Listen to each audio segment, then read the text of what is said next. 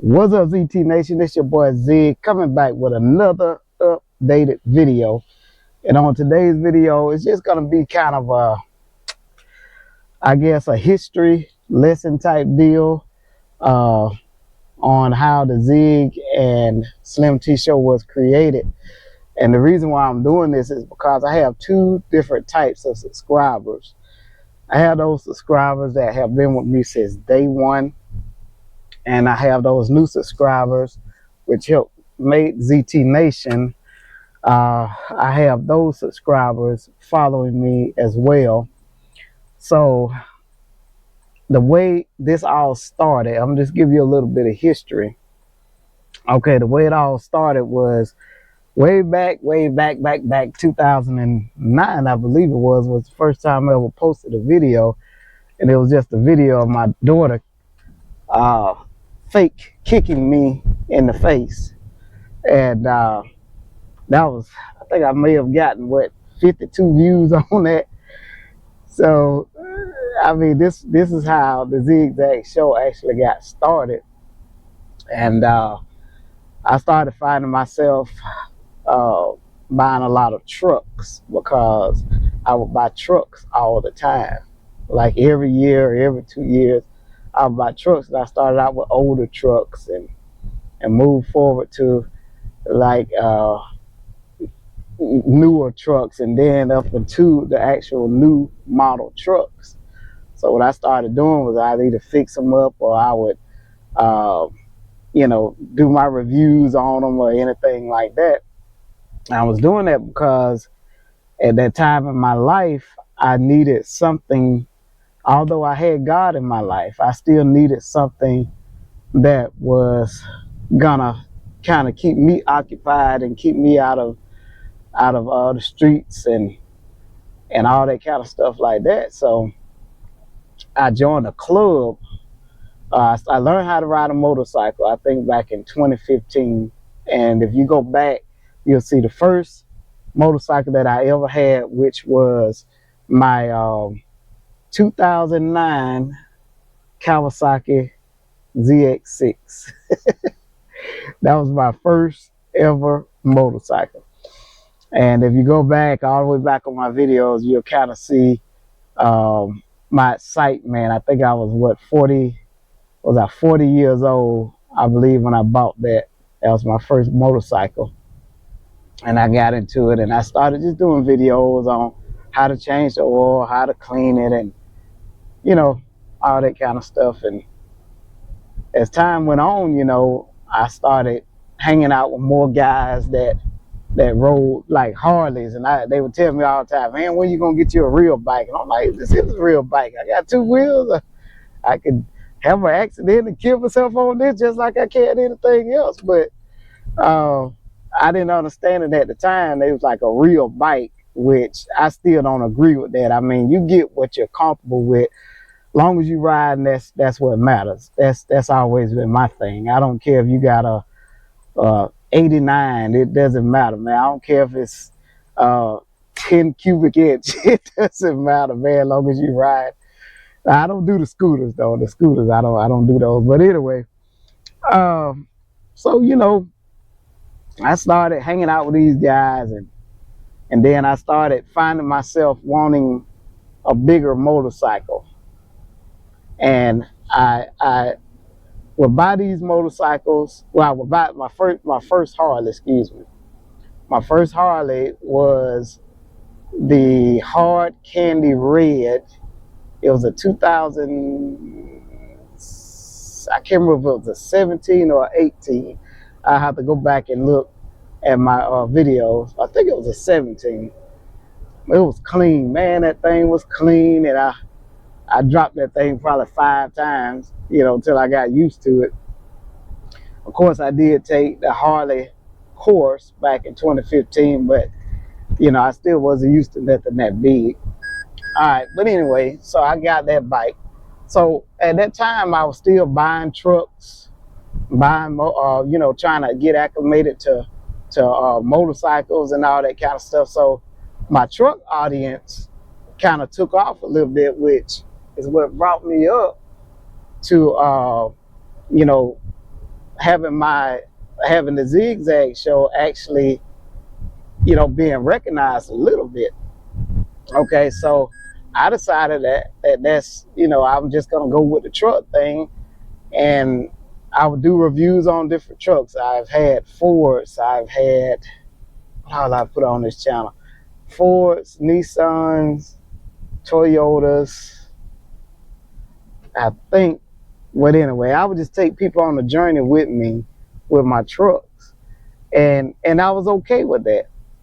Okay, but at the same time, I was trying to usher in, something that I really liked, which was riding motorcycles. So I joined the club, and when I joined this club, uh, it took me on a whole different mindset, and I looked at, motorcycling then as a lifestyle versus, an activity. So I decided, hey, this is what I want to do. So for about a couple of years there, I wasn't posting, I wasn't putting up anything, no content, because I had got so deep into the MC world till that's really all I wanted to do. And that time of my life, I felt like that's all I had. Don't get me wrong. At the time, I had a wife, I had children, but I still felt alone. And what I needed, or what I thought I needed, was, the support of the brothers that was out there riding those motorcycles, because nobody understood but me.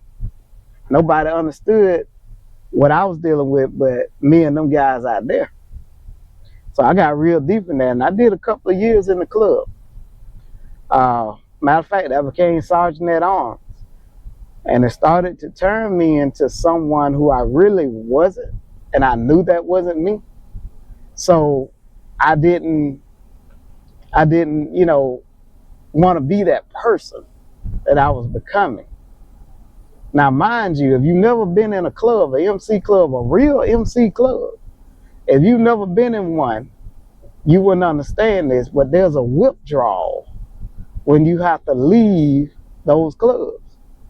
And that withdrawal is savage, because it's like giving up your cut, giving up, a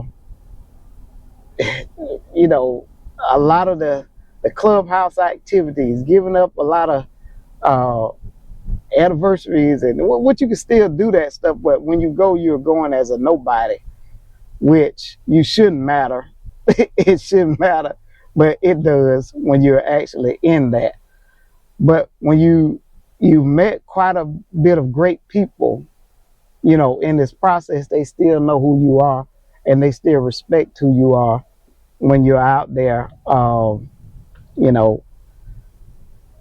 offset, no colors, and you're basically a nobody. But one thing I can say, I learned a lot from being in the clubs, being around the sets. I learned so much, and would I do it again? Yes, I would. I would do it again, simply because of what I learned from that. My riding skills now is what I was basically taught from the Harley Academy, and also, from being in the club. What I teach my wife now is mostly what I learned in the clubs.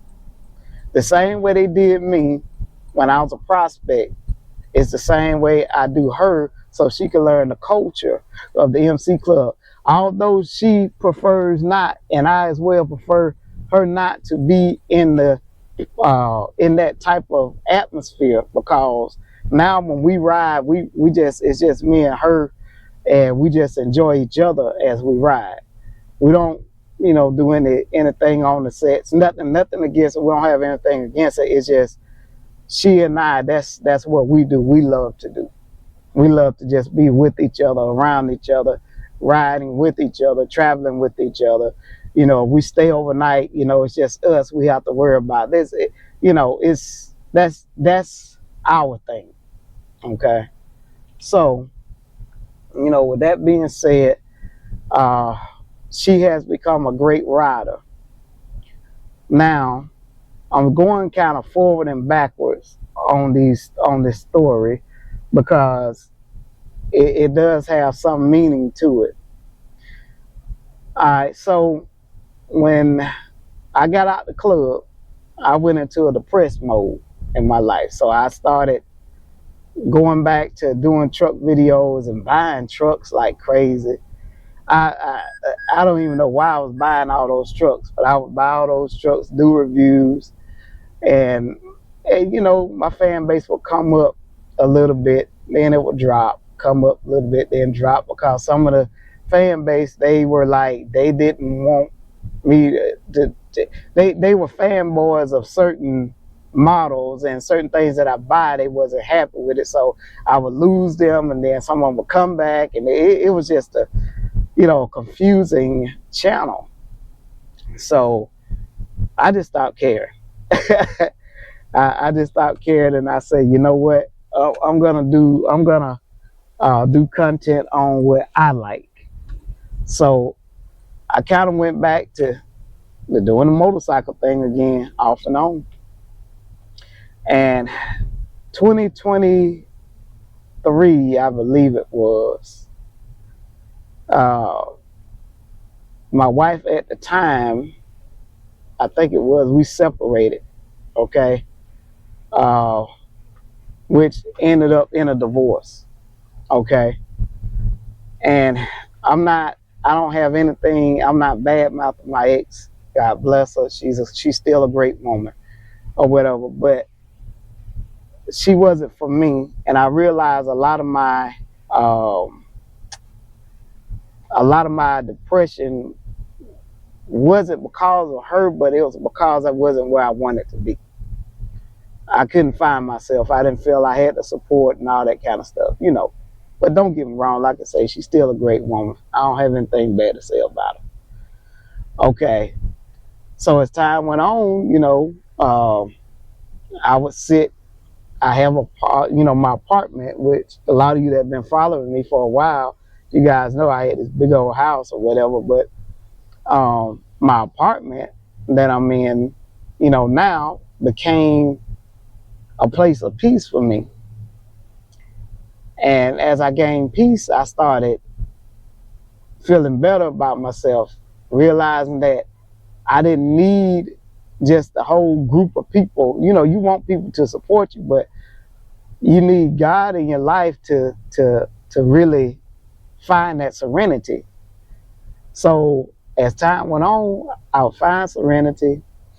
I met Slim T. She had nothing to do with motorcycles. I think she might have rode on the back of a motorcycle one time, and she didn't like it. So when I met her, you know, she didn't even care for motorcycles. So um, I met her through her cousin, and you know, we were really good friends. And in my depressed state I was in, you know, I wasn't into dating anybody. I wasn't into, uh, you know, being out there, being a man whore or whatever. I wasn't into all that. I just was into peace. So Slim T, she knew that that's where I wanted to be at in life. So she would come and randomly check on me every now and then, make sure my apartment's clean, make sure, you know, I was fed and all that kind of stuff like that. And, you know, we literally became like best friends. I'm talking about everything she had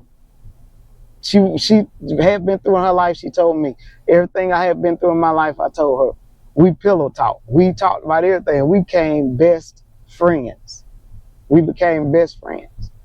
Then we would start hanging out, you know, together. Just going out to dinner, you know, as friends, and you know, just having fun. Until one day I found myself actually kind of feeling her, and I was liking her. So I said, "Hey, would you like to go out on a date?" And she said, "Yeah." So we went on our first date, and you know, y'all know the story from there.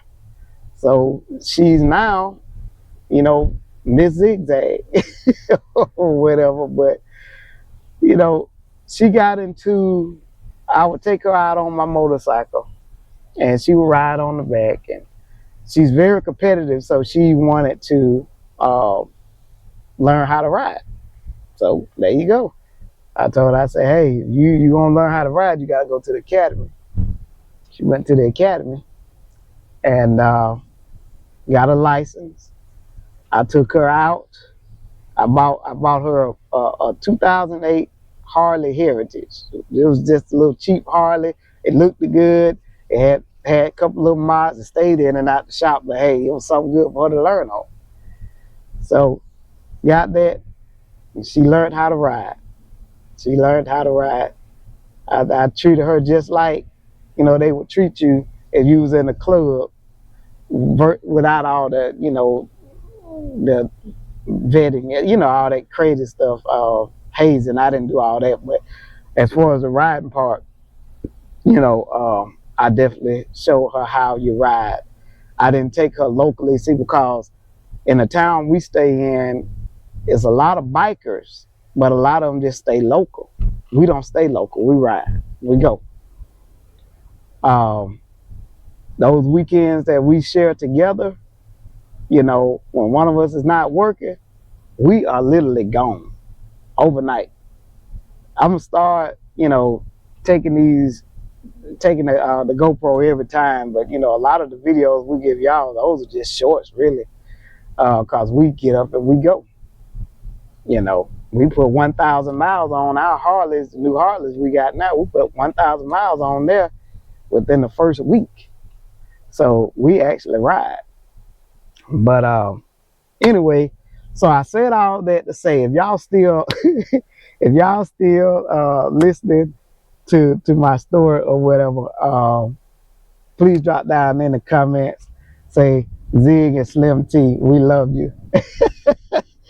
All right, so if y'all made it this far, because I know I'm just talking, but I kind of wanted my audience to know who Zigzag was, how it got created, how Zig and Slim T became, you know, Zig and Slim T. Now, for my followers that are my supporters, I hate to say followers, but for my supporters, for my supporters who are still with me from day one, drop down in the comments day one. And the Tundra is doing. Okay, the Tundra is doing great. I got 32,455 miles. Have I had an engine swap? Yes, I have had the engine swap done about, I think it's about 2 months ago now. I've had the engine swap done. It took them 24 hours literally to do the engine swap. I hadn't had no problems out the truck. Everything's still running on the up and up. No issues, no problems, no nothing. Other than the engine swap, and I was glad to get that because, guess what? I got a new engine. And there was nothing wrong with my engine that I had before. It was running tip-top condition, but, you know, with the recall and all that, you have to follow suit. So, hey, I didn't have no problem doing that. But anyway, so, yep, that's what's up. I may do a second channel for car reviews and, you know, just keep this channel, excuse me, keep this channel as the Zig and Slim T motorcycle channel or whatever. So, you know, we'll probably just go from there and see, you know, what happens, because we want everybody to be happy, and I think I'm very thankful for all of my supporters. So how long have I been talking? 19 minutes, so that's not too bad. I'm gonna put a little bit of footage in here, you know, from some stuff that me and Slim T did, you know, this weekend or whatever. Also, guys, I may be talking a little funny today. I had some wisdom teeth pulled, and I'm trying to get used to them holes in the back of my mouth. So thank you guys. Thank you for your support. I love you guys, man. And, you know, just stay tuned for more Zig and Slim T content. We got more